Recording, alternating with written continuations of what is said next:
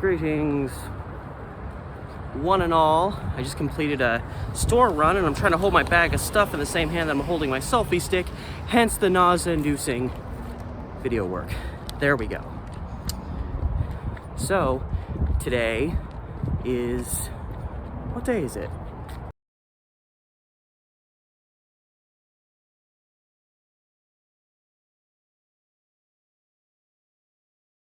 Tis March 27th, 2021. You know what that means? It means I got another new story for you. But before we get to that, remember to like, share, subscribe, hit up my Patreon, do all those little things to help my little channel grow. Link to my Patreon is in the description below, as well as the links to my Instagram and Facebook pages closely related to the content that I am producing right here. And all that said, today's story, I don't know. Some of the details are a little bit fuzzy, but I don't think it could have happened. The way that they said it was. I think this was a little piece of exaggerated journalism. Maybe not quite yellow journalism, but it definitely, I think this whole story was exaggerated. So for today's story, we go all the way back to March 27th, 1915. Way back in the day. And again, like I said, there's some details about the story that I'm not exactly sure specifically what they mean. I'll discuss it. And anyway, in a feat, unlikely to happen today, much less 106 years ago, the volunteer fire department in the St. John's neighborhood, St. John's is about as far north into the North Portland neighborhood as you can get. The volunteer fire department gets a notice saying that there is a house that's caught fire, or a shack, as it's described. Back then, if you lived in a rundown house or a really small home, it was pretty much referred to as a shack. Maybe it really was a shack, sort of like the little thing up here.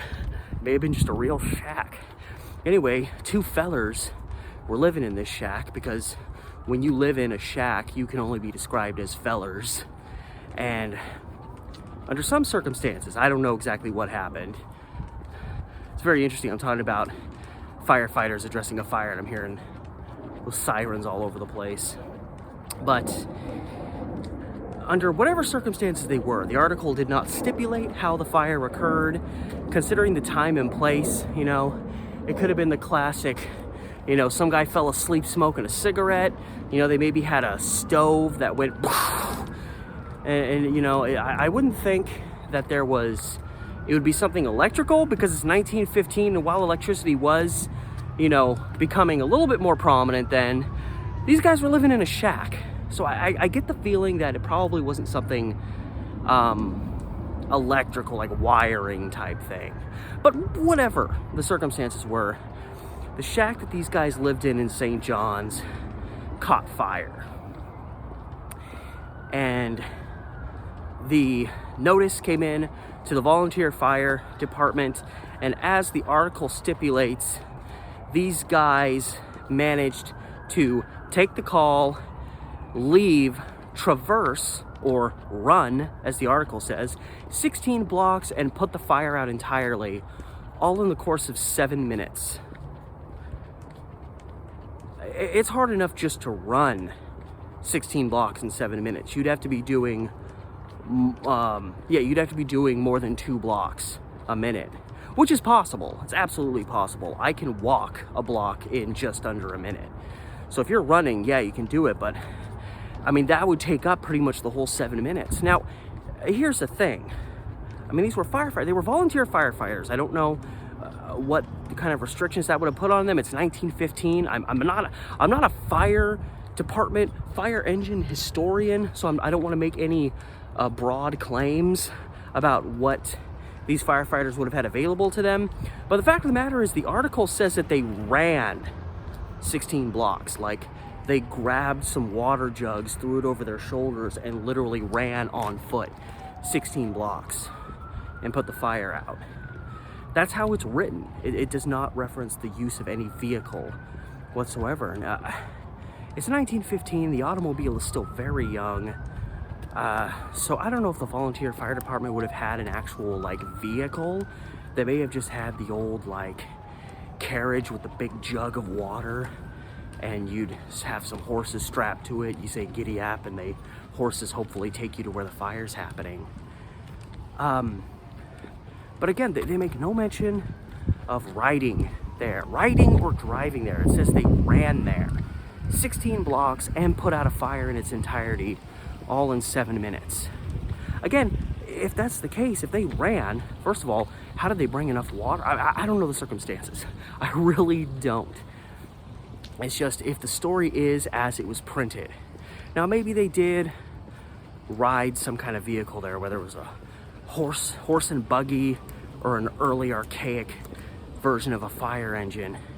It could just be that the newspaper article or whoever wrote the article wrote it that way to infer to the readers, to make them think they ran, because then it makes the story seem improbable. And of course, when we think of heroes, you know, firefighters are right up there. So what a great little story to post. Not only do these firefighters show up and put this fire out, but they like set a world record in doing it. I mean, it's already going to take you a little bit of time to take the call, prep yourself, and then depart from the station that you're at. And then of course you arrive on scene, you got to get all your stuff set and you got to start spraying the fire out. And the sad tragic end to it is the home was destroyed. They got there and they put the fire out, but they didn't save the shack home. The shack, I mean, it was probably really small and a fire probably would have destroyed it in minutes anyway. But of course that was saved for the end of the article because they didn't want that overshadowing the fact that these guys had pulled off this superhuman feat. So if they did have a vehicle or, you know, horse and carriage, whatever, that could, you know, easily traverse that amount of distance in like, you know, maybe 3 minutes or so, even then it's kind of hard to believe that they got everything else done inside of 4 minutes. It's really hard to believe. The rain's coming down. And on that note, I had to relocate indoors because it was just starting to rain a little bit too much, and I didn't want my iPhone here that I've only had for about 4.5 months to get water damaged.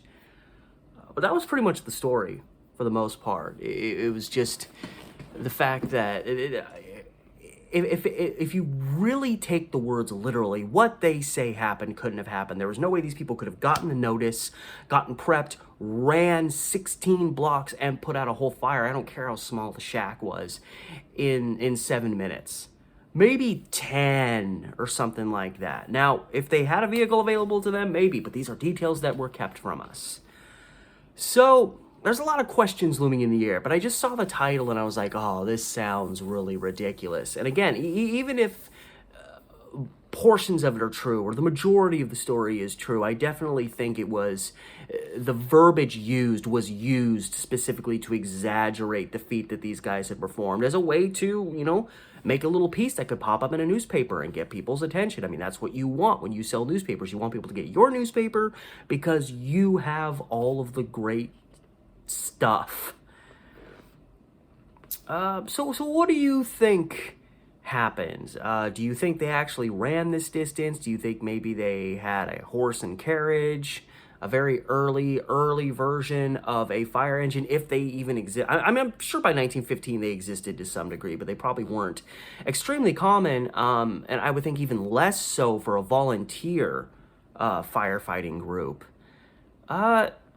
So yeah, I think, you know, maybe the general details of the story are true. Just the time in which they say it took place, I think it has been exaggerated for the sake of selling newspapers. But it was still a pretty interesting little piece crammed in there with all these other articles about, you know, what's going on. World War I had just gotten underway and all these big things.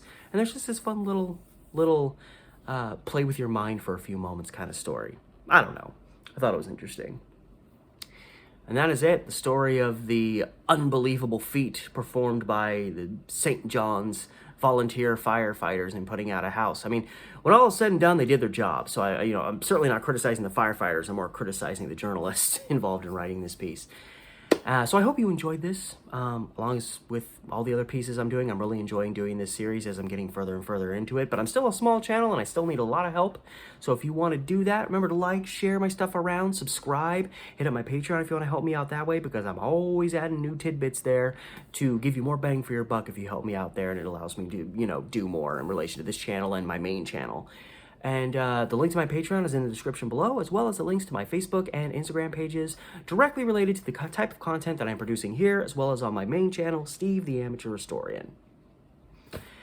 And all that said, thank you again one more time for watching, and this is Steve, and I'll see you tomorrow.